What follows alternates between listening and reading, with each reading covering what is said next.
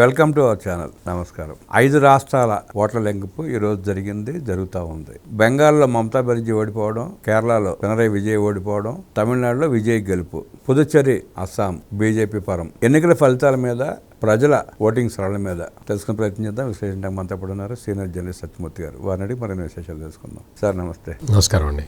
5 దశాబ్దాల తర్వాత తమిళ బిడ్డ విజయ్ గెలుపు, మమతా బెనర్జీ ఓడిపోవటం, కమ్యూనిస్ట్ పార్టీ అంతరార్థం అయిపోయినట్టు కేరళలో. ఎట్లా చూస్తారు సార్ ఈ ఎన్నికలని? ఇవన్నీ మీరు చెప్పిన 3 ఎగ్జాంపుల్స్ స్వయంకృతం. ఎక్కడా కూడా ఇప్పుడు మమతా బెనర్జీ విషయం తీసుకుంటే, మమతా బెనర్జీ నేల విడిచి సాము చేయటం అంటే వెస్ట్ బెంగాల్ సమస్యలు ఏంటి, ఆ సమస్యల్ని ఎట్లా పరిష్కరించాలి, సమస్యలు పరిష్కరించడానికి ఏం స్ట్రాటజీ వేయాలి, ఇది కదా ముఖ్యమంత్రిగా చేయాల్సిన పని. కానీ మమతా బెనర్జీ ఏం చేసింది అంటే ఈ మొత్తం బ్లేమ్ అంతా కూడా భారతీయ జనతా పార్టీ మీదకి తోసేసి బతుకుతామన్న ఆలోచనకు వచ్చింది. అది ఆమె ఫెయిల్యూర్ కి ప్రధాన కారణం. వెస్ట్ బెంగాల్లో మొత్తం పారిశ్రామిక ప్రగతి కుంటుపడ్డది. మీకు అన్ని రకాలుగా సమస్యలు చుట్టుముట్టినాయి వెస్ట్ బెంగాల్కి వచ్చిన పరిశ్రమలన్నీ కూడా వెనక్కిపోయినాయి. ఈ మధ్యకాలంలో ఎక్కడా కూడా ఎవరు కూడా వెస్ట్ బెంగాల్లో పరిశ్రమలు స్థాపించడానికి కానీ దేనికి ముందరికి రావట్లే. అంతకుముందు జ్యోతి బసు కాలంలో మనం చూసాం, ఆయన 33 ఏళ్ళు 34 ఏళ్ళు చేశాడు. అప్పుడు అంతా కూడా ఈ వార్డు స్థాయిల్లో కూడా కమ్యూనిస్ట్ పార్టీ లీడర్లు ఉండేవాళ్ళు. అతనే ఆ మొత్తం దానికి ఒక యజమాని, వాడికి ఎమ్మెల్యేలాగా ఉండేవాడే. ఇంకా వాడి యజమాని, వాడికి వచ్చి కప్పం కట్టాలి. అందరు అక్కడ చేసుకునే బిజినెస్ చేసుకునే వాళ్ళు వీళ్ళు ఇల్లు అద్దెకి ఇవ్వాలంటే వీడికి కప్పం కట్టాలి.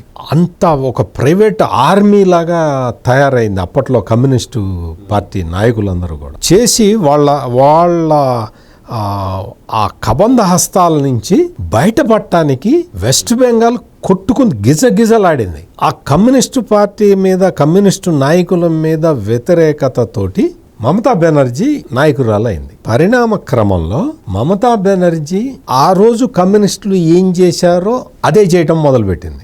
అంతకన్నా ఎక్కువ మొదలుపెట్టింది. అంతకన్నా ఎక్కువ ప్రతి వార్డులో, ప్రతి జిల్లాలో, ప్రతి నియోజకవర్గంలో ఒక దార్కారిని తయారు చేసి పెట్టుకున్నాను. వాడు పేదవాళ్ళని పీడించటం, ఇదే కార్యక్రమాలు జరుగుతూ ఉన్నాయి. నిన్ను గెలిపించింది ఎందుకు అంటే, ఒక 3 సార్లు సీఎం కాగానే నువ్వు దేవతా స్వరూపం అయిపోతావా అంటే, ఇటువంటి కార్యక్రమాలు చేయటం అనేది మమతా బెనర్జీ ఏమనుకుందంటే, నేను స్ట్రాంగ్ అయిపోతున్నాను, రోజుకి స్ట్రాంగ్ గా ఉంటున్నాను అనుకున్నది. కానీ అక్కడ పొలిటికల్ వ్యాక్యూమ్ ని క్రియేట్ చేస్తూ ఉన్నది మమతా బెనర్జీ. ఈ పొలిటికల్ వ్యాక్యూమ్ లో ఫిల్ చేయటానికి కమ్యూనిస్టులు లేరు, అంతర్ధానం అయిపోయారు. కాంగ్రెస్ పార్టీ లేదు, అంతర్ధానం అయిపోయింది. ఆ గ్యాప్ అట్లాగే ఉంటూ ఉన్నది. మరి ఆ గ్యాప్ ఏర్పడ్డ తర్వాత, పొలిటికల్ వ్యాక్యూమ్ ఏర్పడ్డ తర్వాత మనం ఊహించని శత్రువు వచ్చి అందులో ఇరుకుతాడు. భారతీయ జనతా పార్టీ అట్లా వచ్చి ఇరికింది. మమతా బెనర్జీ స్వయంకృతం. కమ్యూనిస్టుల్ని చంపాలి, కాంగ్రెస్ ని చంపాలి అన్న ప్లాన్ వేసుకుంటే చివరికి జరిగింది ఏంటి, భారతీయ జనతా పార్టీ వచ్చి కూర్చుంది అక్కడ. ఇది పొలిటికల్ గా మమతా బెనర్జీ తనను తాను ఎక్కువ ఊహించుకొని చేసిన తప్పు. అక్రమ వలసలను ప్రోత్సహించడం కూడా దెబ్బడింది అంటున్నారు కదా సార్ అక్కడ. చాలా అది ఇంకా పెద్ద సమస్య. ఇంకా నేను దాని దగ్గరికి ఇంకా రాలా. మొత్తం స్టేట్ సమస్యలు పరిష్కరించటంలో ఫెయిల్ కావటం వల్ల, పొలిటికల్ వ్యాక్యూమ్ ఏర్పాటు చేయటం వల్ల భారతీయ జనతా పార్టీ వచ్చి అక్కడ కూర్చుంది. ఇక అక్రమ వలసల విషయానికి వస్తే, మీకు మామూలుగా ఇప్పటివరకు చెప్పిందంతా వెస్ట్ బెంగాల్ స్థానిక సమస్యలు.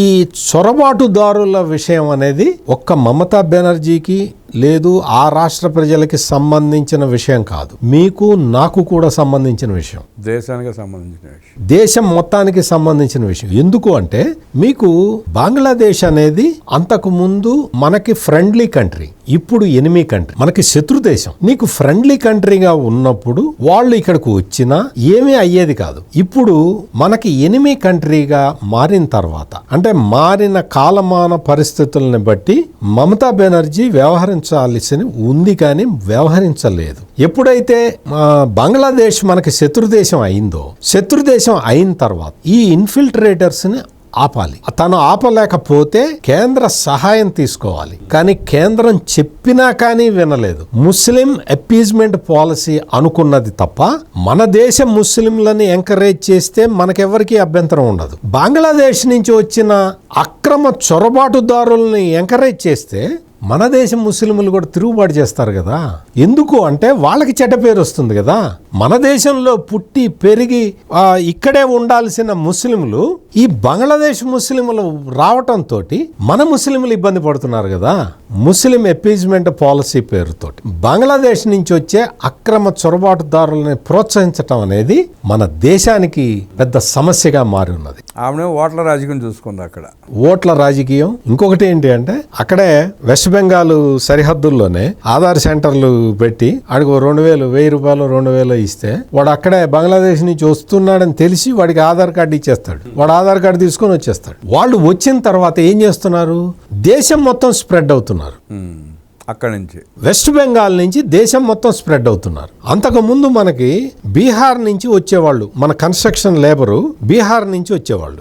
బీహార్ నుంచి వచ్చిన లేబరు వాళ్ళు మన దేశం వాళ్లే కాబట్టి వాళ్ళు మనకేమీ అపకారం చేసేవాళ్ళు కాదు, మనకి కొంత మేరకు సహాయకారిగా ఉండేవాళ్ళు. ఇక్కడ వెస్ట్ బెంగాల్ నుంచి వచ్చిన తర్వాత వెస్ట్ బెంగాల్ నుంచి వచ్చిన ఈ ఇన్ఫిల్ట్రేటర్స్ వీళ్ళు మొత్తం దేశం మొత్తం స్ప్రెడ్ అయిపోయి ఉన్నారు. దేశం మొత్తం స్ప్రెడ్ అవటమే కాకుండా వీళ్ళు కాలనీలు ఏర్పాటు చేసుకోవడం మొదలు పెట్టారు. మీకు చూస్తే వెస్ట్ బెంగాల్ నుంచి వచ్చిన అంటే అక్కడి నుంచి బంగ్లాదేశ్ నుంచి వెస్ట్ బెంగాల్కి వచ్చి వెస్ట్ బెంగాల్ నుంచి వచ్చిన వాళ్ళ కాలనీలు హైదరాబాదులో కూడా కనిపిస్తాయి. అంటే హైదరాబాదులో మీకు వాళ్ళందరూ వచ్చి చేరిపోయి ఇక్కడ ముస్లిం గర్ల్స్ ని పెళ్లి చేసుకొని ఇక్కడే సెటిల్ అయిపోయి ఉంటే రేపొద్దున బంగ్లాదేశ్ వాడు పిలిపిస్తే వీడు డ్యామేజ్ చేయటం మొదలు పెడితే మన దేశం తట్టుకోగలుగుతుందా?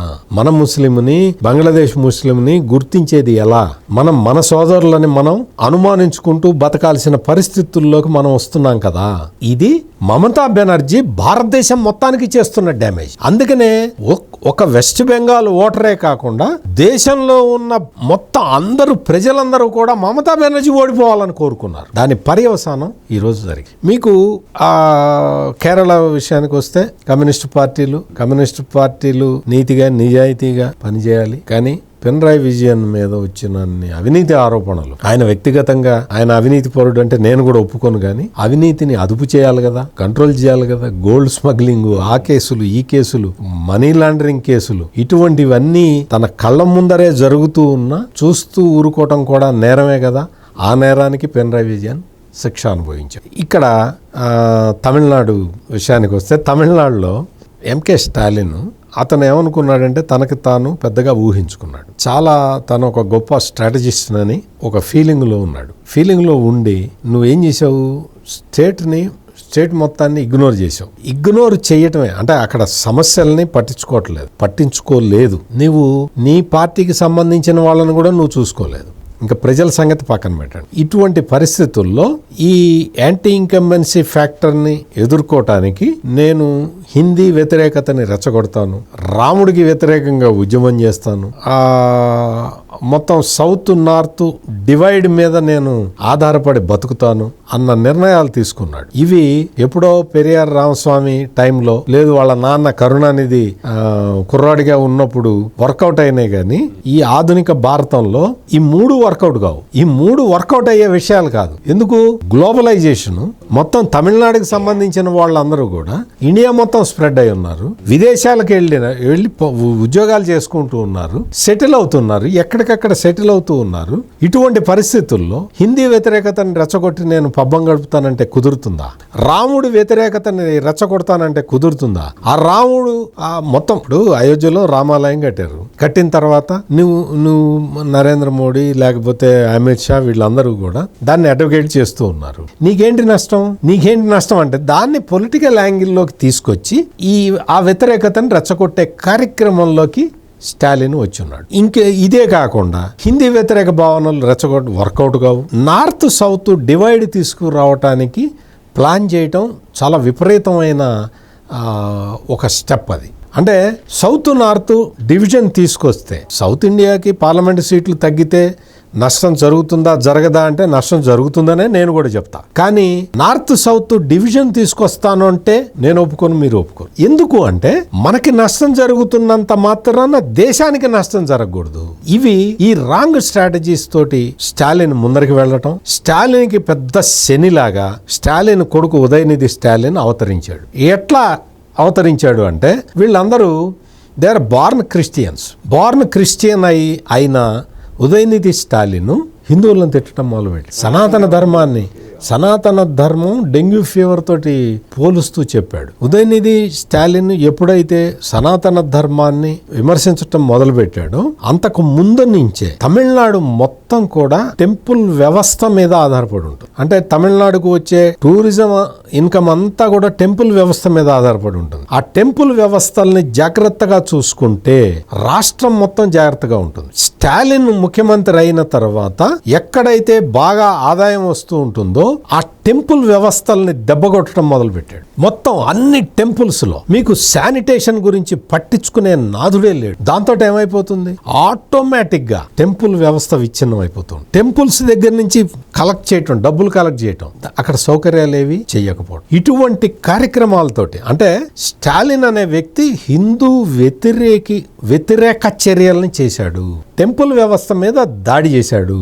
ఇటువంటి కార్యక్రమాలు చేయటమే కాకుండా ఈ ఉదయనిధి స్టాలిన్ అనే వ్యక్తి మొత్తం సాయంత్రానికి వెళ్ళి నువ్వు చర్చిలో ప్రార్థనలు చేసుకుంటావు, చేసుకో. చర్చిలో ప్రార్థనలు చేసుకుంటావో మసీదులో ప్రార్థనలు చేసుకుంటావో ఎవరికి ఏ హిందువుకి అభ్యంతరం ఉండదు. తమిళనాడులోనే కాదు, దేశంలో ఎక్కడైనా కానీ నీ మతాన్ని నువ్వు ప్రాక్టీస్ చేసుకుంటే ఎవరికి అభ్యంతరం ఉండదు. నీ మతాన్ని ప్రాపగేట్ చేసుకొని హిందూ మతాన్ని దెబ్బకొడతాను అంటే ఎవడో ఒప్పుకోడు. ఉదయనిధి స్టాలిన్ విషయంలో ఇదే జరిగింది. ఇది మేజర్ ఇష్యూ ప్లే చేసింది. ఈ నార్త్ సౌత్ డివిజన్, ఈ మత రాజకీయాలు, హిందువుల్ని అణిచివేసే విధానం, ఇవన్నీ కూడా టెంపుల్ వ్యవస్థని నాశనం చేసే విధానం, ఇవన్నీ కూడా బ్రాహ్మణ వ్యతిరేక విధానం. ఇవన్నీ పెరియార్ టైంలో నడిచినాయి, కరుణానిధి టైంలో నడిచినాయి. ఇప్పుడు కాదు, ఇప్పుడు నడవు. ఇప్పుడు నీకు కావాల్సింది డెవలప్మెంట్. నువ్వు ఏం చేస్తున్నావు, నువ్వు రాష్ట్రానికి ఏ విధంగా హెల్ప్ చేస్తున్నావు, రాష్ట్రం ప్రోగ్రెస్ అవటానికి ఎట్లా చేస్తున్నావు, ఆ జోలికి పోకుండా ఈ సున్నితమైన అంశాలను తీసుకొని వీటిలోనే నా బలం ఉంది అనుకున్నాడు స్టాలిన్. ఈ రోజున తన సొంత నియోజకవర్గంలో కూడా ఓడిపోయే పరిస్థితి తెచ్చుకున్నాడు. ఇప్పుడు మీరు ఇంకో క్వశ్చన్ అడగచ్చు, విజయ్ కూడా మరి క్రిస్టియనే కదండి అని. విజయ్ ఏ రోజున కూడా మీకు హిందువులని విమర్శించటం గాని హిందూ మతాన్ని వ్యతిరేకించడం గాని చేయలేదు. క్యాంపెయిన్ మొత్తంలో మీరు జాగ్రత్తగా చూసుకోండి, ఎక్కడా కూడా హిందూ సెంటిమెంట్ కి వ్యతిరేకంగా అతను మాట్లాడలేదు. అందుకని ఈ స్టాలిన్ పార్టీ కన్నా ఇది బెటరు అని అనుకున్నారు. ఇప్పుడు ఈ రోజున తమిళనాడులో మొత్తం డిఎంకేకి ఉన్న ఓటు బ్యాంకు మొత్తం కరిగిపోయింది. ఏఐడిఎంకే ఓటు బ్యాంకు స్థిరంగా ఉంది. మీరు కావాలంటే తర్వాత ఇవాళే రిజల్ట్స్ వచ్చినాయి కాబట్టి తర్వాత మీకు అన్ని ఎనాలిసిస్లు వస్తాయి, చూసుకోండి. నేను ఈ రోజునే చెప్తూ ఉన్నా, ఏఐడిఎంకే ఓటు బ్యాంక్ అట్లాగే ఉంది. కరిగిపోయింది మొత్తం DMK vote bank. DMK vote bank అంతా కరిగి విజయ్ దగ్గరికి వెళ్ళింది. అందుకని ఇంకా ఈ డిఎంకే ఇప్పుడు స్టాలిన్ స్వతహాగా ఓడిపోయాడు కాబట్టి ఎమ్మెల్యేగా కూడా ఓడిపోయాడు. ఉదయనిధి స్టాలిన్ ఈ పార్టీని నడిపే అంత విశాల హృదయం లేని వ్యక్తి కాబట్టి ఇంకా నాకు తెలిసి స్టాలిన్ కైతే ఇంకా రాజకీయం ఇది ఎండ్ కార్డు. డిఎంకే కూడా నాకు తెలిసి ఆ పార్టీ మళ్ళీ రివైవ్ కావడం అనేది కుదిరే పని కాదు. Same as the case of Mamata Banerjee party ఇప్పుడు 90 సీట్లు వచ్చినా 100 సీట్లు వచ్చినా ఎన్ని సీట్లు వచ్చినా ఆ పార్టీ డిజింటిగ్రేషన్ వైపే నడుస్తుంది తప్ప మళ్ళీ రీబిల్డ్ చేసుకోవటం అనేది కుదిరే పని కాదు, సాధ్యమయ్యే పని కాదు. పినరాయి విజయన్కి ఆయనకి రాజకీయ జీవితం ముగిసింది. అక్కడ కమ్యూనిస్ట్ పార్టీ వాళ్ళ ఓటు బ్యాంకుని వాళ్ళు మళ్ళీ రీగెయిన్ చేసుకుంటారా అంటే అదొక పెద్ద క్వశ్చన్ మార్కు. అక్కడ మళ్ళీ కమ్యూనిస్టు ఓటు బ్యాంకు రీగెయిన్ అయ్యే అవకాశాలు కనపట్టలేదు. దేశం మొత్తంలో కమ్యూనిస్టులు మొత్తం వాషౌట్ అయిపోయారు. అందుకని మళ్ళీ రివైవ్ చేయటం అనేది కేరళలో కూడా సాధ్యం కాదు. వెస్ట్ బెంగాల్లో ఎట్లయితే వాషౌట్ అయిపోయారో కేరళ కూడా ఇప్పుడు అదే పరిస్థితికి వచ్చింది. వీళ్ళందరూ ఈ రాజకీయ నాయకులందరూ అంటే ఈ 3 రాష్ట్రాలు 4 రాష్ట్రాల 5 రాష్ట్రాల వాళ్లే కాదు, మొత్తం భారతదేశంలో ఉన్న రాజకీయ నాయకులందరూ చూసి నేర్చుకోవాల్సిన వ్యక్తి ఎవరు అంటే అస్సాంకి ఇప్పుడు మళ్ళీ ముఖ్యమంత్రి కాబోతున్న మూడోసారి ముఖ్యమంత్రి కాబోతున్న హేమంత్ బిశ్వ శర్మ. ఆయన చూసి అందరూ నేర్చుకోవాలి. ఎందుకు అంటే ప్రజలతోటి కనెక్ట్ పోకూడదు, ప్రజలకి ఏం కావాలో తెలుసుకోవాలి, ప్రజలతోటే ఉండాలి. అప్పుడే హేమంత్ బిశ్వ శర్మ లాగా రిపీట్ చేస్తాడు, విక్టరీని రిపీట్ చేస్తాడు. అంతే తప్ప ప్రజలతోటి డిస్కనెక్ట్ అయిపోయిన నాయకులు వీళ్ళు. ప్రజలతోటి ఇంకా కనెక్ట్ లో ఉన్న వ్యక్తి హేమంత్ బిశ్వ శర్మ. 5 రాష్ట్రాల ఎన్నికల ఫలితాలు, ప్రజల తీర్పు గురించి అద్భుతంగా విశ్లేషించిన సత్యమూర్తి గారికి ధన్యవాదాలు తెలియజేస్తూ నమస్కారం. నమస్కారం అండి.